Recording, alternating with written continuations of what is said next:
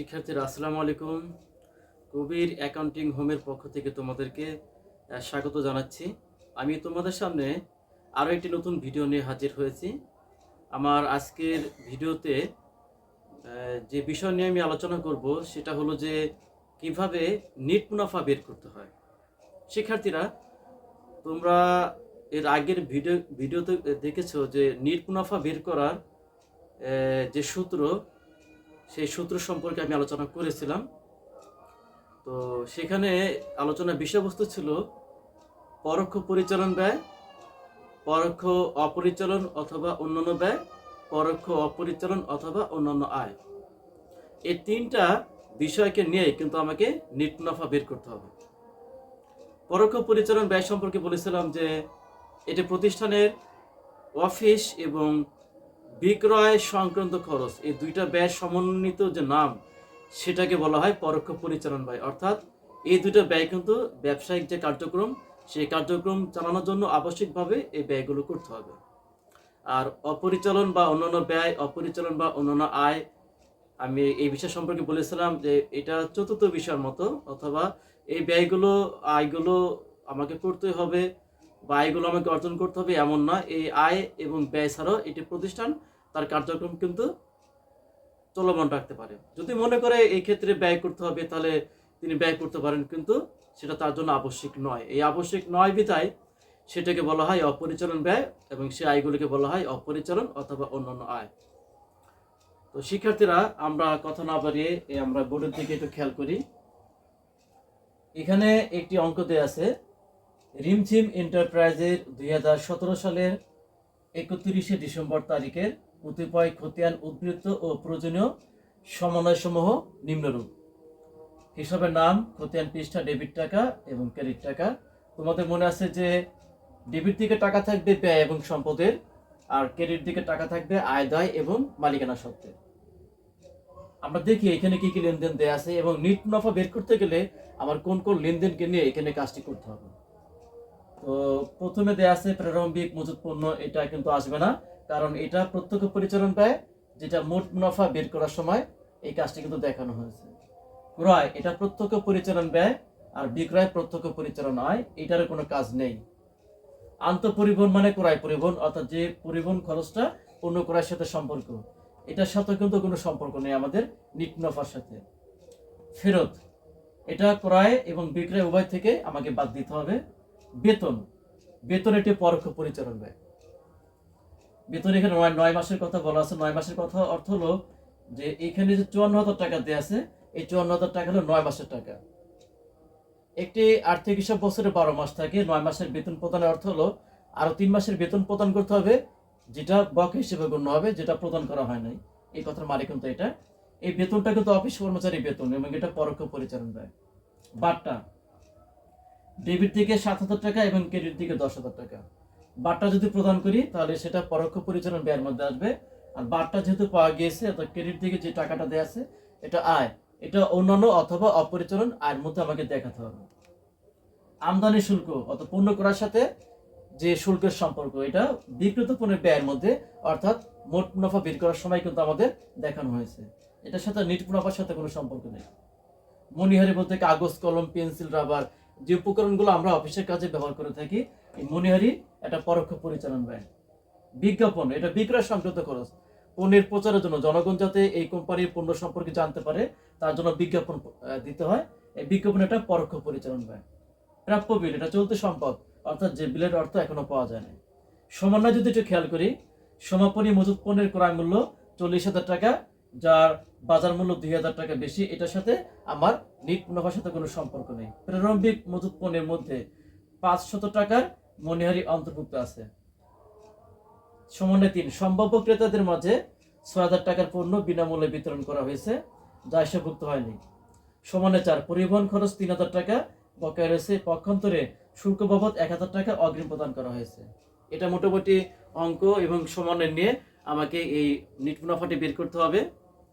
তোমাদেরকে আমি একটা কথা বলেছিলাম যে র্যামিলে যদি কোনো লেনদেন থাকে তার কাজ করতে হবে একবার, আর সমন্বয় যদি কোনো লেনদেন থাকে তার কাজ করতে হবে কিন্তু একাধিকবার। সমন্বয় থাকার অর্থ হলো এই যে এই লেনদেনটি কিন্তু ডেবিট এবং ক্রেডিট কোনো পক্ষে কিন্তু এখানে হিসাবভুক্ত করা হয়নি। এবং ডেবিট ক্রেডিট কোনো পক্ষ হিসাবভুক্ত না করার কারণে এটা হিসাব রক্ষকের ভুল হতেই পারে, সেটা সমন্বয়ে অন্তর্ভুক্ত করা হয় এবং পরবর্তী পর্যায়ে নিট মুনাফা বা মোট মুনাফা যে অঙ্কটা আমরা করি না কেন সেক্ষেত্রে আমাদের একাধিকবার সেই কাজটি আমাকে দেখানো হতে পারে। এরকম কিছু সমানে কিন্তু এখানে দেওয়া আছে। তো শিক্ষার্থীরা, এটি আমাদের অনুশীলনের 2 নম্বর অঙ্ক। দেখতে পাচ্ছ যে মোট মুনাফা এখানে 1,26,500 টাকা দেওয়া আছে। অর্থাৎ আমার প্রশ্নেই বলা ছিল, গ নম্বর প্রশ্নে বলা ছিল যে মোট মুনাফা 1,26,500 টাকা ধরে বিশদ আয় বিবরণী তৈরি করুন। তো যার ফলে এখানে মোট মুনাফা ওইটা দেখানো হয়েছে এবং এটার সাথে আমাকে পরিচালন ব্যয়টি বাদ দিতে হবে। এখানে পরিচালন ব্যয় বলতে পরোক্ষ পরিচালন ব্যয়, বেতন আসবে, বার্তা প্রদান আসবে, মনিহারি আসবে এবং বিজ্ঞাপন আসবে। র্যামিলের মধ্যে এই 4টি কিন্তু পরিচালন ব্যয়। আমি আবারও বলছি, বেতন, বার্তা প্রদান, মনিহারি এবং বিজ্ঞাপন, এই 4টা খরচই কিন্তু আমার পরিচালন ব্যয় এবং এটার সাথে আবার সমন্বয় অ্যাডজাস্ট করে কিন্তু এখানে পরিচালন ব্যয়গুলো উপস্থাপন করতে হবে।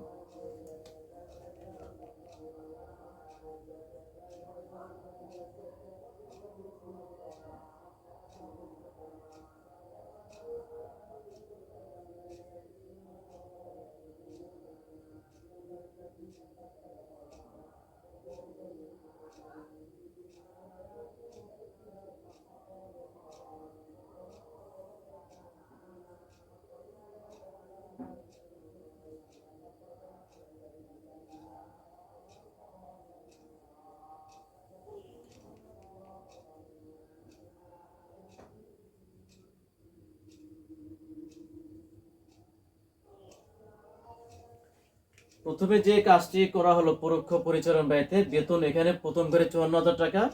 আমি অঙ্কের শুরুতে বলেছিলাম যে বেতন 9 মাসের অর্থ হলো এখানে 3 মাসের টাকা এখনো প্রদান করা হয় নাই। অর্থাৎ যারা অফিস কর্মচারী তাদেরকে 3 মাসের বেতনের টাকা এখানে প্রদান করা হয় নাই এবং ওই 3 মাসের টাকাটা বকেয়া ধরতে হবে। বকেয়া বের করবে কিভাবে? যেহেতু 9 মাসের টাকা প্রদান করা হয়েছে, এখানে 9 মাসের টাকা ধরতে হবে, যার ফলে আমাকে 9 দ্বারা ভাগ দিতে হবে এবং 3 দ্বারা এখানে গুণ দিতে হবে। এই বকেয়া এবং অগ্রিম কিভাবে বের করা হয় এটা নিয়ে কিন্তু আমি পূর্বে একটা ভিডিও তৈরি করেছিলাম। আশা করি তোমরা ভিডিওটা দেখতে পারলে এই বকেয়া অগ্রিম বের করার যে নিয়ম, সেই নিয়ম সম্পর্কে তোমরা পুরোপুরি বুঝতে পারবে। অর্থাৎ যে ক মাসের টাকা দেওয়া থাকবে সেই ক মাসের দ্বারাই কিন্তু এখানে ভাগ দিতে হবে। বেতন যদি এখানে 8 মাসে থাকতো তাহলে 4 মাসের বকেয়া হতো। তখন বের করবো কিভাবে? ভাগ 8 গুণ 4। এইভাবে কিন্তু আমাদের বকেয়া বের করার নিয়ম। বেতন 54,000 টাকা এবং এর সাথে বকেয়া যোগ করার পরে বকেয়া টাকা আসছে এখানে 18,000 টাকা। টোটাল আমাকে এক বছরে ওই কর্মকর্তা কর্মচারীকে 72,000 টাকা বেতন দিতে হবে। বেতনের পরে বার্তা প্রদান 7,000 টাকা।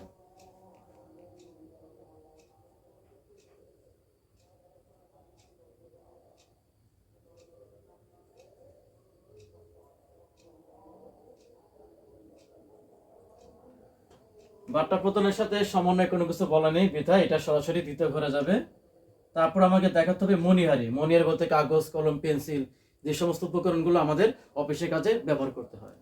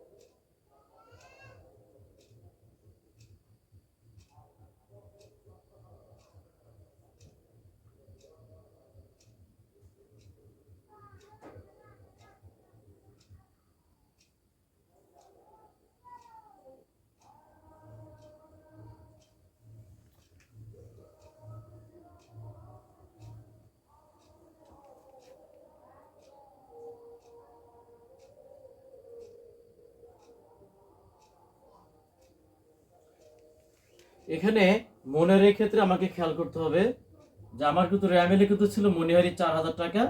আমি তার আগে কিন্তু এখানে লিখেছি প্রারম্ভিক মনিহারি 500 টাকা এবং যোগ মনিহারি করায় 4,000 টাকা, টোটাল এখানে 4,500 টাকা। এটা করার কারণ হলো তোমরা সমন্বয় খেয়াল করো যে সমন্বয় 2 বলা আছে প্রারম্ভিক মজুত পণ্যের মধ্যে 500 টাকার মনিহারি অন্তর্ভুক্ত আছে। আমি তোমাদেরকে একটু আগে বলেছিলাম সমন্বয় যে লেনদেনগুলো থাকবে সেই লেনদেনের কাজ কিন্তু আমার একাধিকবার হবে। তো একাধিকবার হওয়ার কারণে আমরা যখন মোট মুনাফা বের করেছিলাম তোমাদের মনে আছে, যখন প্রারম্ভিক মজুত পণ্য ছিল, সেই প্রারম্ভিক মজুত পণ্য থেকে এই মনিহারিটি কিন্তু বাদ দিয়ে দেখানো হয়েছিল তখন, কারণ একটি খাতের টাকা যখন আরেকটি খাতের মধ্যে অন্তর্ভুক্ত থাকবে অবশ্যই ওই খাত থেকে বাদ দিতে হবে। যার ফলে প্রারম্ভিক মজুত পণ্যের মধ্যে এই যে 500 টাকা মনিহারি অন্তর্ভুক্ত ছিল, আমরা মোট মুনাফা বের করার সময় বিক্রিত পণ্যের ব্যয় থেকে প্রারম্ভিক মজুত পণ্য থেকে এই 500 টাকা মনিহারি বাদ দিয়ে দেখিয়েছিলাম। এটা হলো প্রথম কাজ। এর দ্বিতীয় কাজ হলো, যেহেতু সমন্বয় আছে অবশ্যই আমাকে একাধিক কাজ করতে হবে। র্যামিনের যে মনিহারি ছিল, এই মনিহারির সাথে আমার এই বছর প্রকৃত অর্থে মনিহারির পিছনে কয় টাকা ব্যয় হলো এটা বের করতে গেলে আমার প্রারম্ভিক মনিহারি এটা যোগ করতে হবে। আমি বুঝলাম কি করে এটা প্রারম্ভিক মনিহারি। যদি কখনো প্রারম্ভিক মজুত পণ্যের মধ্যে কোনো মনিহারি অন্তর্ভুক্ত থাকে, তোমাকে ধরে নিতেই হবে সেই মনিহারিকে বলা হয় প্রারম্ভিক মনিহারি। আর সমাপনী মজুত পণ্যের মধ্যে যদি কোনো মনিহারি অন্তর্ভুক্ত থাকে, তাহলে সেটাকে বলা হয় অব্যবহৃত অথবা সমাপনী মনিহারি। যদিও আমাদের সমাপনী মজুত পণ্যের মধ্যে এরকম কোনো মনিহারি অন্তর্ভুক্ত নাই, যদি থাকতো তাহলে সেটাকে আমরা সমাপনী মনিহারি ধরে এখান থেকে আমরা বাদ দিয়ে দেখাতাম। যেহেতু প্রারম্ভিক মজুত পণ্যের মধ্যে এই যে 500 টাকার মনিহারি, এটাকে প্রারম্ভিক মনিহারি ধরে আমাকে আগে সর্বপ্রথম এই প্রারম্ভিক মনিহারি আমাকে লিখতে হবে। তার সাথে মনিহারি ক্রয় যেটা র্যামিলে দেওয়া ছিল, সেই ক্রয়টা যোগ করার পরে এখানে টোটাল মনিহারি বাবদ যে ব্যয়টা সেটা বের করতে হবে। এখন প্রশ্ন আসতে পারে যে আমি কেন এখানে প্রারম্ভিক মনিহারিটা যোগ করব। আমরা একটা এক্সাম্পলের মাধ্যমে বিষয়টা ক্লিয়ার করতে পারি। যেমন ধরো আমাদের বাসায় মা প্রতিদিন ভাত রান্না করে। এখন যদি নতুন করে ভাত যখন রান্না করতে যাবে, আগের দিনে যদি ভাত থাকে সেটা কিন্তু প্রারম্ভিক ভাত। অর্থাৎ নতুন করে ভাত রান্না করতে গেলে ওই ভাত রান্নার সময় একটা পর্যায়ে আগের দিনের ভাতটা কিন্তু আমাকে অন্তর্ভুক্ত করতে হবে, এবং অন্তর্ভুক্ত করার ফলে কিন্তু মা কিন্তু নতুন করে ভাত রান্না করেন। ঠিক তদ্রুপ মনিহারির ক্ষেত্রে সেম একই নিয়মটা প্রযোজ্য। মনিহারি বাবদ একটা প্রতিষ্ঠানে কয় টাকা ব্যয় হলো এটা বের করতে গেলে যদি তার প্রতিষ্ঠানে প্রারম্ভিক মনিহারি থাকে, আগে সেই প্রারম্ভিক মনিহারিটা অন্তর্ভুক্ত করতে হবে। করার পরে তারপরে র্যামিলে নতুন করে যে মনিহারি সেটা যোগ করতে হবে, এবং সমন্বয় যদি অব্যবহৃত বা সমাপনী মনিহারি থাকে তাহলে বাদ দিতে হবে, কারণ এটি আর্থিক বছরে কখনো মনিহারির সব টাকা ব্যবহার করতে পারে না। যার ফলে অব্যবহৃত মনিহারি থাকলে আমাকে সেটা এখান থেকে বিয়োগ দিয়ে দেখাতে হবে। তো আমাদের এই অঙ্কে কোনো অব্যবহৃত বা সমাপনী মনিহারি কিন্তু নেই, না থাকার কারণে টোটাল তার প্রতিষ্ঠানে এই ব্যয় হলো 4,500 টাকা। এরপরে আরেকটি ব্যয় আছে পরোক্ষ পরিচালনার ব্যয়, বিজ্ঞাপন, এখানে 12,000 টাকা।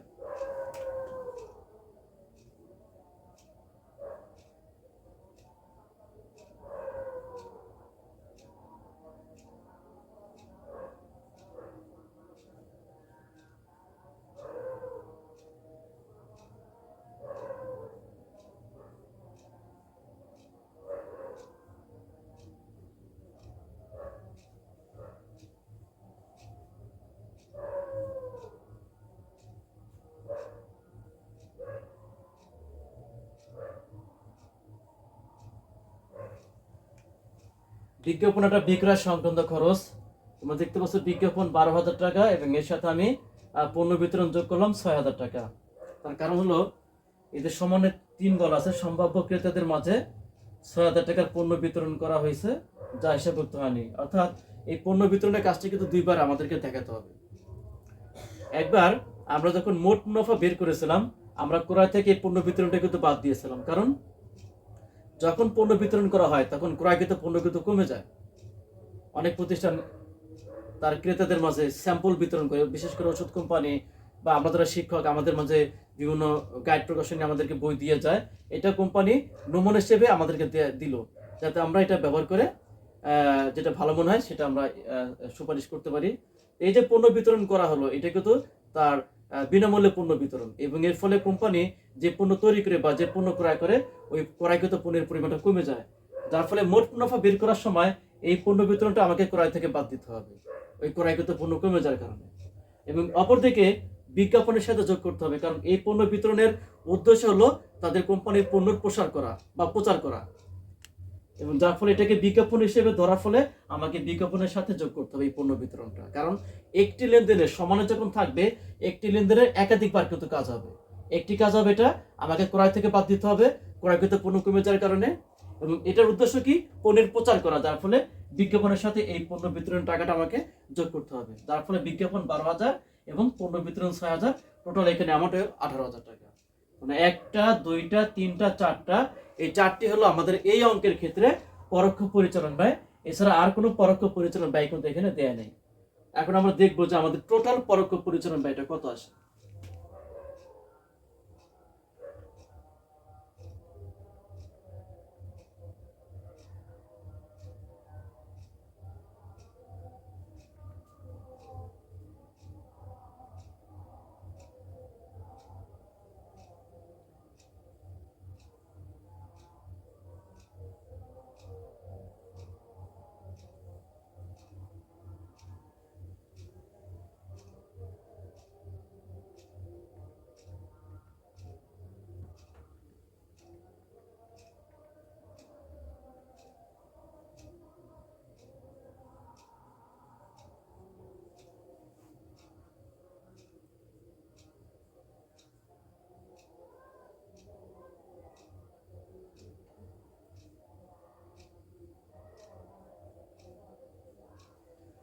আমাদের পরোক্ষ পরিচালন ব্যয়টি বাদ দেওয়ার পরে আমাদের পরিচালন মুনাফা এসেছে 25,000 টাকা। অর্থাৎ আমাদের অঙ্কে দেয়া ছিল মোট মুনাফা 1,26,500। তো এখান থেকে পরিচালন ব্যয় আমার টোটাল আসছে 1,01,500। মোট মুনাফা থেকে এই পরিচালন ব্যয়টা বাদ দেওয়ার পরে আমার পরিচালন মুনাফা বের হয়েছে 25,000 টাকা। এরপরে দুইটা ধাপ আছে, একটি অন্যান্য আয় অথবা অপরিচালন আয় আমাকে যোগ করতে হবে এবং অন্যান্য ব্যয় অথবা অপরিচালন ব্যয়টা আমাকে বাদ দিতে হবে। তো অপরিচালন আয়টা হলো কি, যেমন কোথাও কোনো সুদ পাওয়া গেল, বিনিয়োগের সুদ, সঞ্চয়পত্রের সুদ, ব্যাংক জমার সুদ, শিক্ষানবিশ ইসলামী, স্থায়ী সম্পত্তির বিক্রয়জনিত মুনাফা, বাট্টা প্রাপ্তি, কমিশন প্রাপ্তি, ভাড়া প্রাপ্তি, উপভাড়া, এইগুলোকে বলা হয় অন্যান্য আয়। আর অন্যান্য ব্যয় হলো যদি আমি সুদ প্রদান করি, ঋণের সুদ, ব্যাংক ঋণের সুদ, ব্যাংক জমাতিরিক্তের সুদ এবং শিক্ষানবিশ ভাতা, স্থায়ী সম্পত্তির বিক্রয়জনিত ক্ষতি, এইগুলো হলো আমার অন্যান্য অথবা অপরিচালন ব্যয়। এই অপরিচালন এবং আয় ব্যয়গুলো আমাকে যোগ বিয়োগ করতে হবে। এরকম লেনদেন সমন্বয় এবং র্যা মিলে উভয় জায়গায় থাকতে পারে। আমরা দেখতে পাচ্ছি বাট্টা ডেবিট দিকে টাকা দেওয়া আছে 7,000 টাকা এবং ক্রেডিট দিকে দেওয়া আছে 10,000 টাকা। এই যে ক্রেডিট দিকে টাকাটি, এটা হলো আয় টাকা এবং এটা হলো অপরিচালন অথবা অন্যান্য আয়।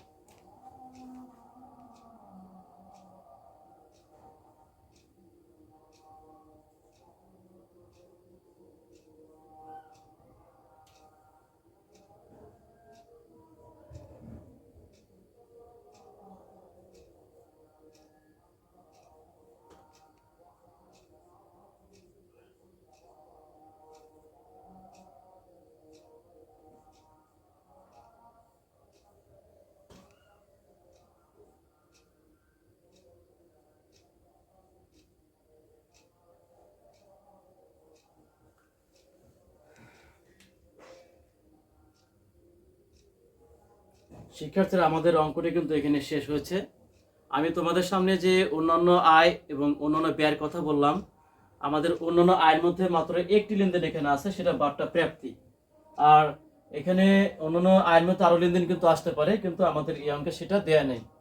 তোমরা র্যামিলটা এবং সমন্বয় ভালো করে খেয়াল করলে সেটা বুঝতে পারবে। এবং এর পরবর্তী পর্যায়ে আমাকে অন্যান্য ব্যয়টি বাদ দিতে হবে, কিন্তু এখানেও র্যামিল এবং সমন্বয় কোথাও কিন্তু অন্যান্য ব্যয়ের কথা বলা নেই, যার ফলে আমাদের অঙ্ক এখানে সমাপ্তি। এই হলো আমাদের এই অনুশীলনের 2 নম্বর অঙ্ক থেকে নিট মুনাফা বের করলাম 36,000 টাকা।